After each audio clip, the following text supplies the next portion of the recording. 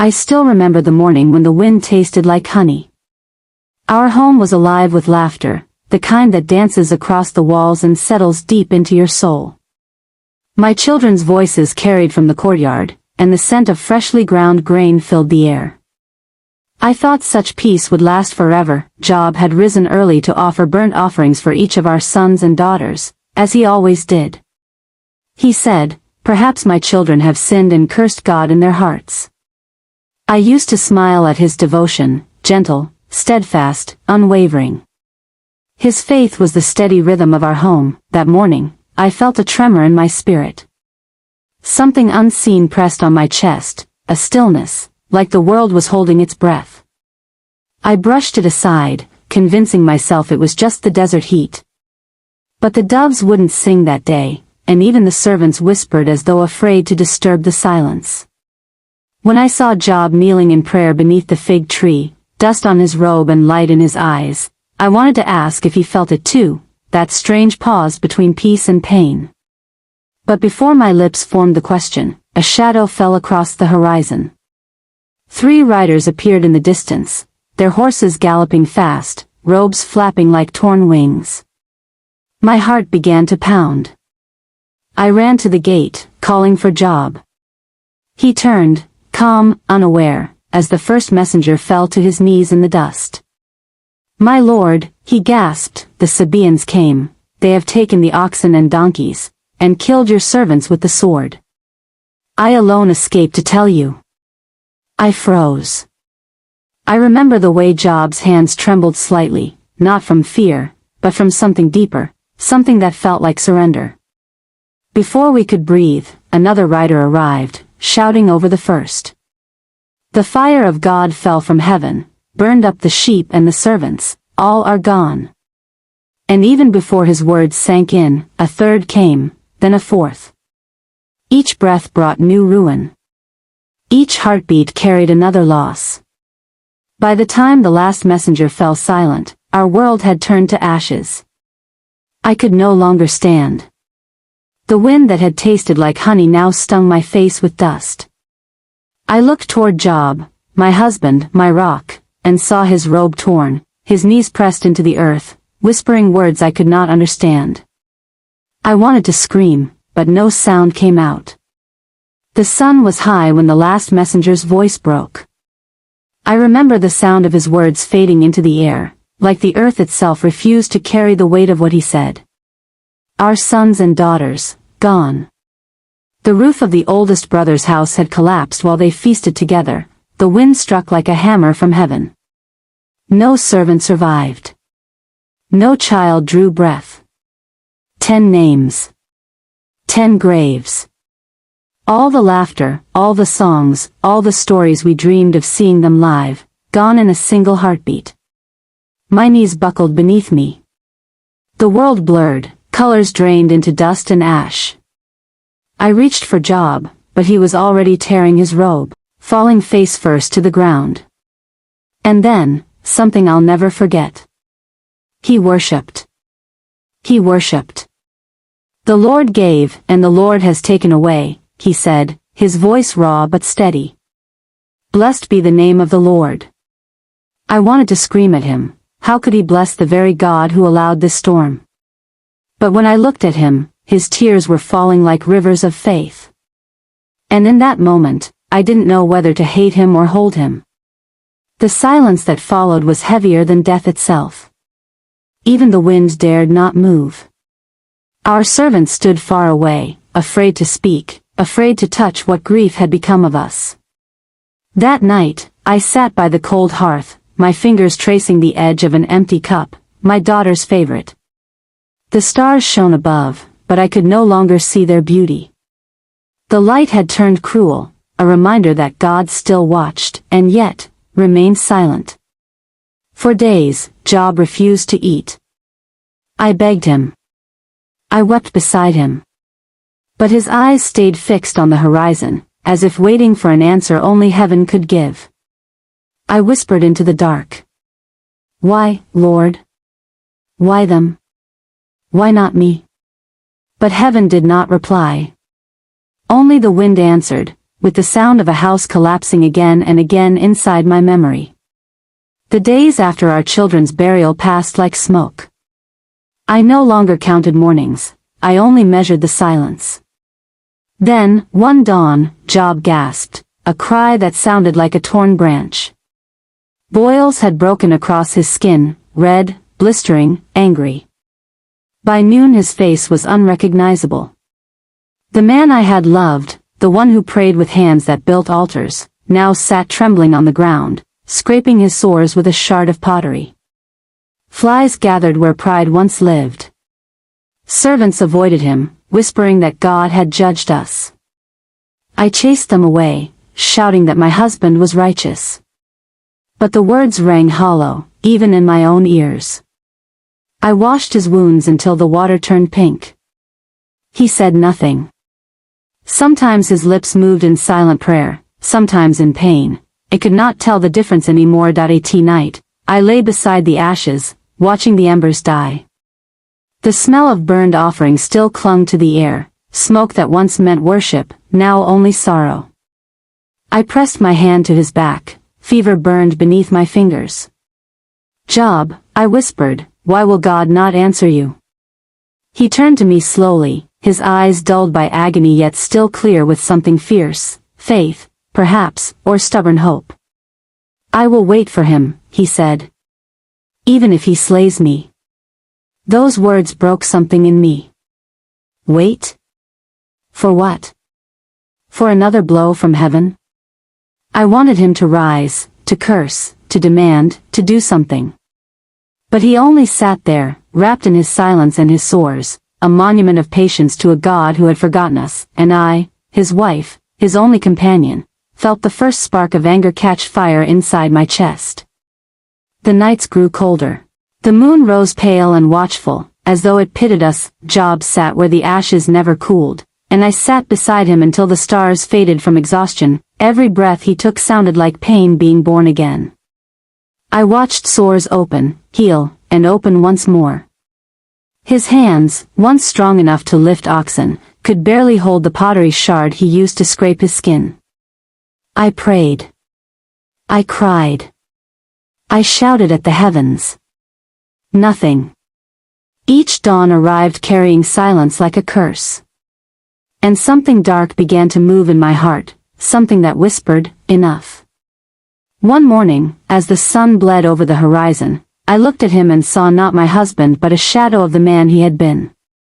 His eyes were hollow wells, still searching for a God who would not answer. Job, I said, voice trembling, do you still hold fast to your integrity? He looked up slowly, and the gentleness in his eyes almost stopped me, but grief was louder. Curse God, I whispered, the words falling like stones from my mouth, and die. The world froze. Even the wind dared not move. Job stared at me, sorrow flooding his face. You speak as one of the foolish women speaks, he said softly. Then he turned his gaze to the sky. Shall we indeed accept good from God, and not accept adversity? I felt the ground tilt beneath me. Foolish. He had called me foolish. But worse than the word was his calmness, his refusal to rage, to question, to break. I ran from him, choking on my own tears. By the time I reached the house, I fell against the wall and sobbed until my throat burned. I had spoken what should never have been spoken, and yet, in that moment, it felt like truth. The God we served had taken everything, and I no longer knew how to love him. That night I could not sleep. I kept hearing Job's voice, steady, unbroken, and I hated myself for envying his faith. 3 men came riding from the east not long after the sores appeared. I remember how the dust lifted behind their camels, thin columns that caught the morning light. Eliphaz, Bildad, and Zophar, Job's friends, men of age and wisdom. When they saw him from a distance, they tore their robes and threw dust upon their heads. They sat with him on the ground, 7 days and 7 nights, and not one of them spoke. For a while, that silence felt like mercy. I thought, perhaps they understand what words cannot heal. But when the seventh sunrise came, the silence broke, and so did the peace. Eliphaz was first. He spoke gently at first, as though reasoning with a child. "Job," he said, "whoever perished being innocent. Remember now, whoever was upright was not cut off." His voice carried the sharp edge of a question. "You must have sinned." Bildad followed, his words thick as stones. "If your sons have sinned against him, he has cast them away for their transgression. Seek God and plead for mercy." I clenched my fists. How dare they speak of our children that way? But Job did not answer with anger. He only bowed his head lower, his voice a whisper. "My complaint is bitter, yet my hand is heavy on account of my groaning." Zophar's turn came.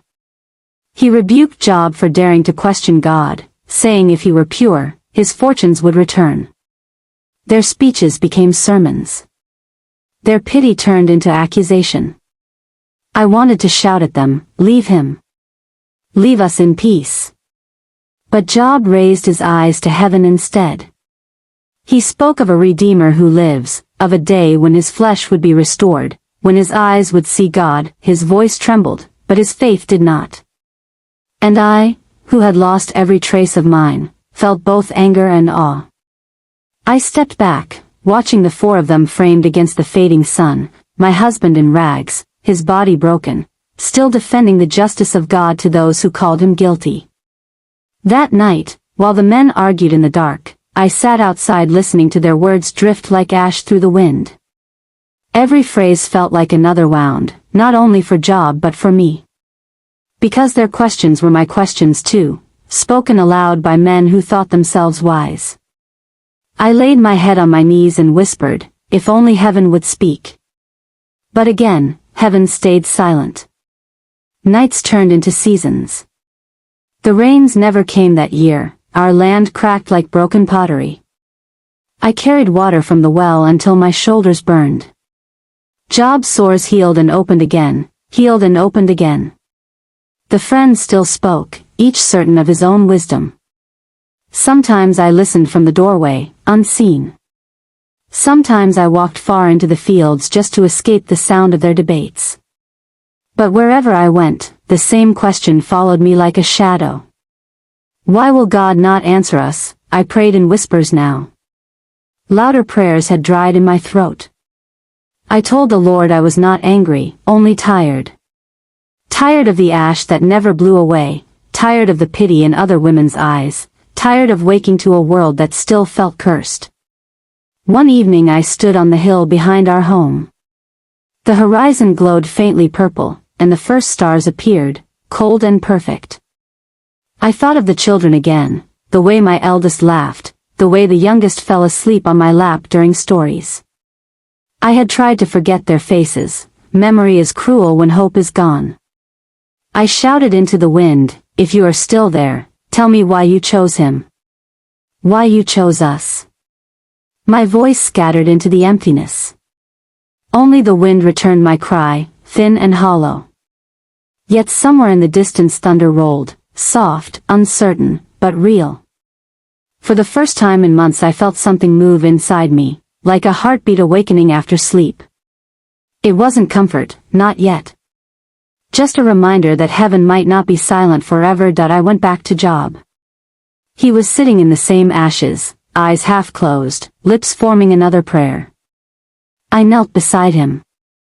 For the first time in a long while, I didn't speak. I only listened. The night wind carried his voice upward, and I let it carry mine too, wordless, broken, but still reaching. The day the young man arrived, the air felt charged, restless, alive. He was not like the others, no gray in his beard, no weight of age in his eyes. His name was Elihu, son of Barachel the Buzite. He said he had waited to speak, for respect of the elders, but that his spirit could hold silent no longer. I watched from the doorway as he faced Job and the three friends. His voice was steady, but it carried something none of them had, fire. He rebuked the friends for condemning Job without understanding. He rebuked Job, too, for demanding answers from God as if the Almighty owed explanations. His words rose and fell like the desert wind, sharp, fierce, full of conviction. Yet in them, I heard something different. Hope that he spoke of a God who is mighty but just, who does not despise the work of his hands. He said that sometimes pain is not punishment but mercy calling us to listen. I had never heard suffering described as mercy. It pierced me deeper than accusation ever had. While he spoke, clouds began to gather on the horizon, low, heavy, and glowing with strange light. Thunder murmured like a giant waking. The air trembled. Even the birds fled to the trees. Elihu lifted his hand toward the sky. "Behold," he said, "God thunders marvelously with his voice. He does great things which we cannot comprehend." His words sank into me like rain into dry soil. Could it be that all this silence had been God preparing to speak? The wind rose suddenly. Dust whirled around us, and I could no longer see Job or his friends clearly. Elihu's voice carried one last phrase before the storm swallowed his words. "He draws near in the whirlwind." Then came a flash of light so bright it split the sky. The earth trembled. And I knew, he was coming. The wind roared until the ground itself seemed to breathe. The sky split open with thunder so deep it shook my chest. I fell to my knees, pressing my face to the dust. Then I heard it, a voice like no other. Not from earth, not from man. It came from everywhere at once, from the storm, from the trembling soil, from within my own soul. "Who is this that darkens counsel by words without knowledge?" The words rolled through the air like living fire. Job lifted his face, trembling. The storm moved around him like a living wall of light and wind. I could not see God, yet I felt him, power beyond measure, holiness that burned brighter than any sun. Each word he spoke stripped away our pride, our questions, our smallness. "Where were you when I laid the foundations of the earth? Have you commanded the morning since your days began? Does the hawk soar by your wisdom? Does the eagle mount up at your command?" Every question thundered through my heart. It was not cruelty, it was truth, pure, majestic, terrifying truth. Tears blurred my sight, but I kept my eyes open. For the first time, I saw the storm not as judgment but as mercy made visible. He had not been silent. He had only been greater than I imagined. When the whirlwind calmed, the air shimmered with golden light. Silence returned, but it was a sacred silence, full of awe and peace. I lay on the ground beside Job. Neither of us spoke. We simply breathed the presence that still lingered, holy and alive. When the last echo of the thunder faded, the air was thick with silence. Even the earth seemed to hold its breath. Job lay with his face to the ground, trembling. I watched his shoulders shake, not with anger this time, but with something deeper. Surrender.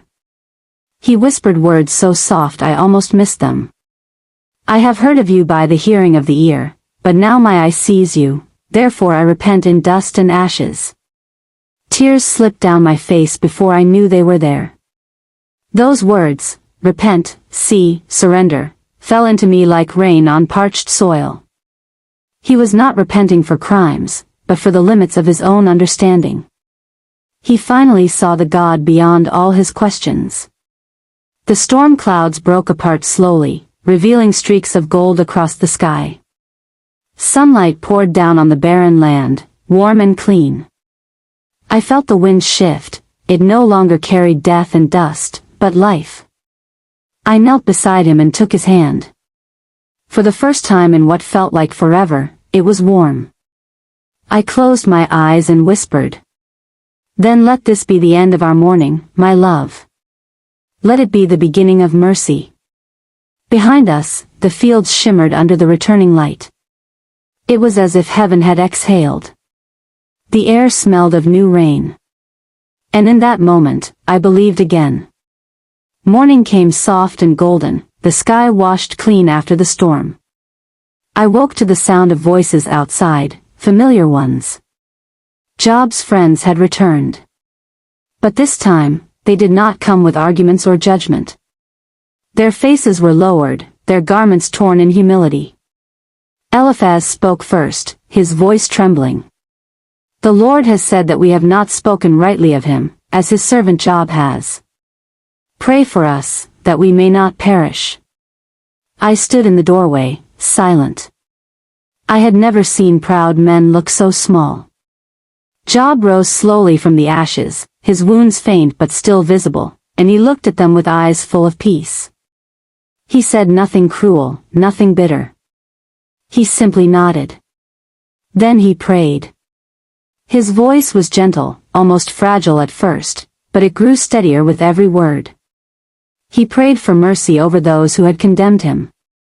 He asked God to heal them as he had begun to heal us. As his prayer lifted into the morning, I felt something shift again, something invisible but real. The weight that had hung over our home for so long lifted like mist burned away by sunlight. It was as if heaven smiled that in that moment, I saw the power of forgiveness, stronger than any sacrifice, purer than any answer. Job turned to me after the men left, and though he said nothing, his eyes told me everything. God had heard. And this time, heaven's silence was not emptiness. It was peace. The morning after Job prayed for his friends, I woke to a strange sound. The low, distant rumble of hooves. I stepped outside, shading my eyes from the sunlight, and gasped. Caravans were approaching from every direction, neighbors, distant kin, merchants we once traded with. Each came bearing gifts, silver, gold, livestock, grain, even fine garments. One by one, they bowed before Job. We heard what the Lord has done, they said. We come to bless the man whom God has restored. Job stood silent for a moment, tears shining in his eyes. Then he lifted his hands to heaven, whispering, "Blessed be the name of the Lord." The days that followed were like watching spring bloom after endless winter. Our fields, once barren, began to breathe again. Green shoots rose from the dust. Our flocks multiplied faster than I could count. The same hands that once buried our children now built cribs for newborn lambs. The laughter of workers returned to our courtyard. And for the first time in years, the sound of joy didn't feel foreign. At night, Job and I would sit by the door, watching the stars return to their places. He would take my hand, and neither of us needed to speak. The silence between us was no longer grief. It was gratitude. I had doubted, I had despaired, I had screamed at heaven. But now, standing in the golden light of a new season, I saw how mercy had been growing all along, quiet, unseen, waiting for its appointed time. It began quietly, like all miracles do. A flutter inside me one morning while I was gathering grain. At first, I thought it was only the wind, or maybe my imagination. But then it moved again, gentle, sure, alive. I dropped the basket and pressed my hands to my stomach. Tears blurred my sight. After everything, the ashes, the storms, the graves, life had returned to me. I was going to bear a child again. When I told Job, he fell silent. Then, slowly, he knelt and touched my belly, his forehead resting against it. He didn't speak for a long time. But I saw his shoulders shake as he whispered, "Though he slay me, yet will I trust him," and now he gives again. The months passed, and peace filled our home. Job's laughter returned, so did mine. Neighbors visited not to mourn, but to rejoice. When the child was born, a son, strong and radiant, I thought my heart would burst. And then another came, and another, until 7 sons and 3 daughters filled our tent with music and light. Our daughters were unlike any others in the land, graceful, wise, and beautiful beyond compare. Job named them Jemima, Keziah, and Keren-Happuch. Their laughter was my favorite song. Sometimes, I would sit and watch them dance in the courtyard. And I'd whisper, "You are proof that sorrow does not have the final word." I never forgot the ones we lost, how could I? But these children did not erase my grief, they redeemed it. They were not replacements. They were resurrection. The house that once echoed with silence now rang with music. Drums, flutes, laughter, sounds of life filling every corner. Our children had grown strong and joyful, and Job decided that it was time to celebrate, not wealth, not possessions, but mercy. Servants lit lanterns that swayed like little suns. Long tables overflowed with bread, roasted lamb, figs, and honey. Neighbors came from miles away. Even strangers stopped to watch as the light from our home spilled across the night. I stood at the entrance, watching my daughters twirl in bright garments, their veils shimmering under the stars. Jemima's laughter rose like music. Keziah sang with a voice that silenced the crowd.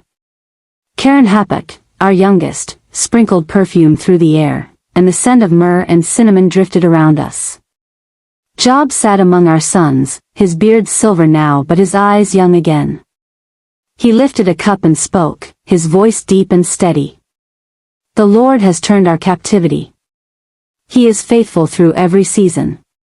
Blessed be his name forever. The crowd answered with one voice, and the music swelled. I looked around, hardly believing this was the same courtyard that once held ashes and tears. I caught Job's gaze across the firelight. We didn't need words. Our journey had carved gratitude into our souls. As I watched our children dance beneath the stars, I whispered a quiet prayer. Thank you, Lord. You took everything, and yet you gave me more. You broke me only to make me whole again. The night sky glimmered, the stars burning brighter than ever before. It felt as if heaven itself had joined our feast. The years passed gently, like rivers flowing through soft valleys. Our home no longer echoed with grief, nor with constant noise. It breathed, alive, content, at rest. Job's hair turned white as snow, but his strength did not fade. He still rose early, walked through the fields, and blessed every worker by name. Sometimes I'd watch him from afar, leaning on my staff, smiling at how light his steps had become. This was the same man who once sat in ashes, now walking beneath a sky that always seemed clear. Our sons became leaders in the land, our daughters admired for their grace and wisdom. Families came to seek Job's counsel, and I would listen from the courtyard as his voice carried softly in the wind. There was no pride in his tone, only gentleness, the kind that comes from someone who has met both sorrow and God face to face. In evenings, we sat outside and watched the sunset fade into fire. We rarely spoke of the past. Not because we forgot it, but because peace had finally covered it like dew on dry ground. Sometimes Job would turn to me and say, "Do you remember how the Lord answered us from the whirlwind?" And I would smile and reply, "Yes," but his gentlest answer was in this stillness. The world around us changed, seasons came and went, but within our walls, time felt holy, touched by eternity. We no longer needed signs or wonders. The miracle was simply this: to live, to love, to breathe, and to know that God was still with us. As I grew older, I began to see life differently. In youth, I had measured blessing by what I could touch: gold, laughter, full tables. But in the quiet of old age, I saw that blessing was something deeper. It was the presence that never left us, even in silence. Our children often gathered to hear Job speak. They called him, the man who saw God in the storm. But when they turned to me, I would smile and say, "And I was the woman who almost let the storm take her faith." They would laugh, but I meant every word that I told them, that faith is not proved by sunshine, it is born in darkness, when you cannot see the way that I told my daughters that beauty is not in their faces, but in their courage. And I told my sons that strength is not in their hands, but in their mercy. Sometimes, I would walk through our fields at dawn, my old shawl wrapped around my shoulders. The dew sparkled on the grass like tiny stars fallen to earth. And I would whisper to the wind, You were right, Lord. The pain was not the end, it was the beginning of seeing you. Job's laughter still filled our home, even as years bent his back. He never forgot the ashes, but he never feared them again. Together, we taught our children not just to worship God for what he gives, but to love him for who he is, even when he seems silent. That was our legacy. Not gold, not flocks, not fame, but the faith that survives the storm. The years folded softly around us, one after another, like pages turning in a holy book. Job's strength began to fade, yet his spirit never dimmed. Even as his hair grew white and his steps slower, his eyes still held that same light, the one that had once faced a whirlwind and lived. Each morning, he sat beneath the olive tree near our home, watching the sun rise over the fields he once tended with his hands. Our grandchildren ran about, chasing doves and laughter, and he would call each of them by name, blessing them one by one. I often joined him there, resting beside him in the shade. He would take my hand and say, "You have walked with me through everything. You saw me cursed, you saw me restored. You saw God when I could not." And I would smile and answer, and still, he was with us both. In those quiet days, he spoke often of heaven, not as a mystery, but as a certainty. He would gaze at the horizon and whisper, "I know that my Redeemer lives, and in the end he will stand upon the earth." Those words comforted him as much as they comforted me. When the time finally came, it was gentle. He lay in our bed surrounded by the scent of oil and myrrh. The children filled the house with prayers instead of wails. He looked at me once more and said, "We have seen both the fire and the gold. Wait for me, my love, there is more beyond this." And then he slept, peacefully. Completely. I sat beside him long after the house grew silent. Outside, the olive leaves swayed in the breeze. The same God who once spoke from a storm now whispered through the stillness. And I knew, Job was home. After Job was gone, the house felt too large. Every sound carried, footsteps, wind, the rustle of curtains. Even the laughter of my grandchildren seemed softer, as though the air itself respected the silence he left behind. For many nights, I could not sleep. I would sit beneath the same olive tree where we once watched the sunrise together. The field still shimmered in gold, the doves still cooed, but the chair beside me was empty. Yet even in my loneliness, I did not feel abandoned. Because Job had left me something more enduring than presence, he had left me peace.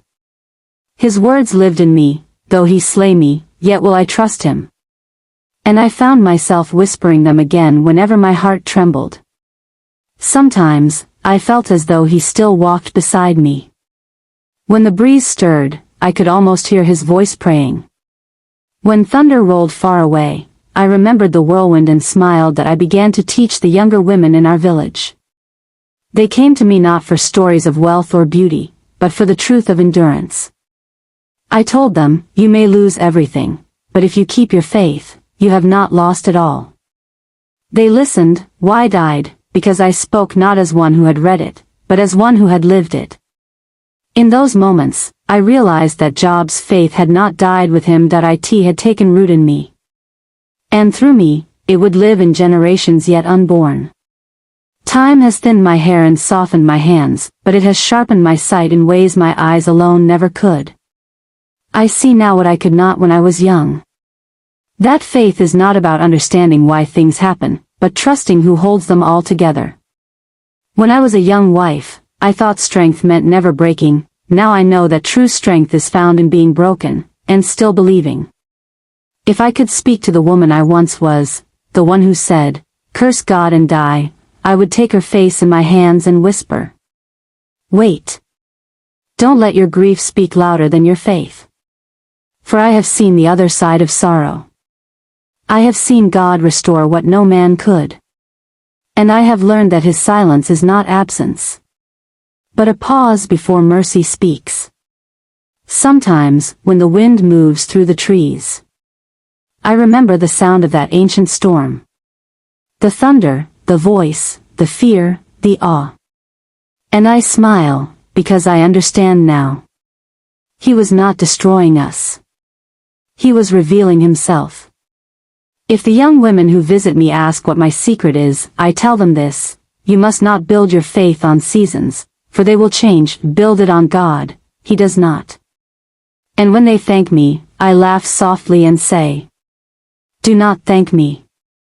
Thank the ashes that taught me how to see the beauty in the light.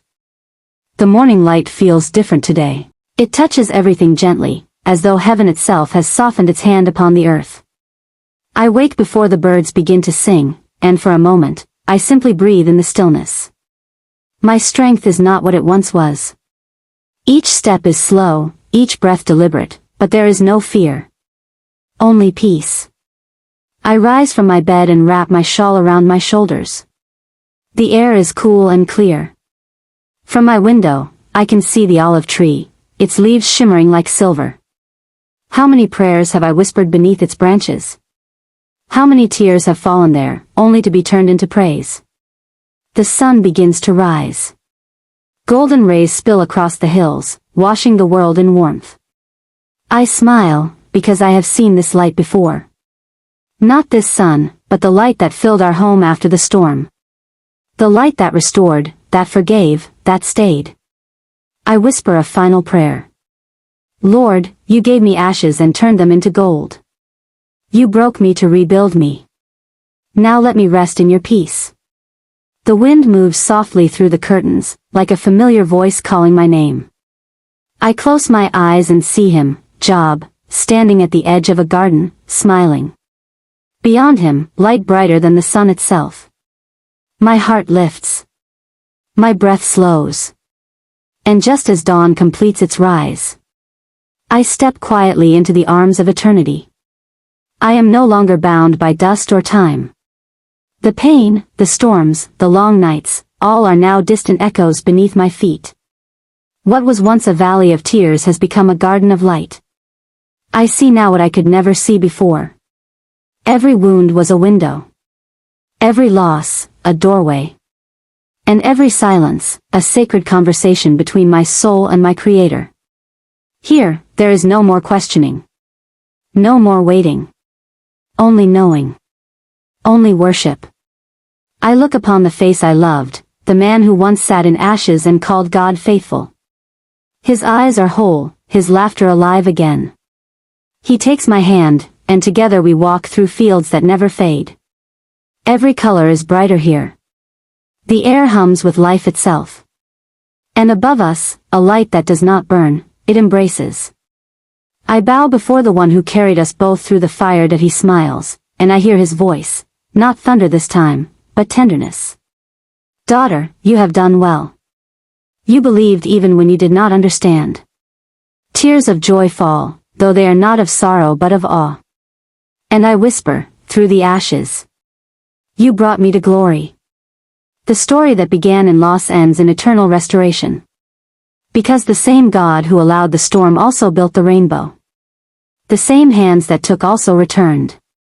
And in his mercy, he wrote my name beside Job's, not as a curse, but as a witness that faith can survive the fire, a witness that love can live beyond the grave, a witness that God never fails.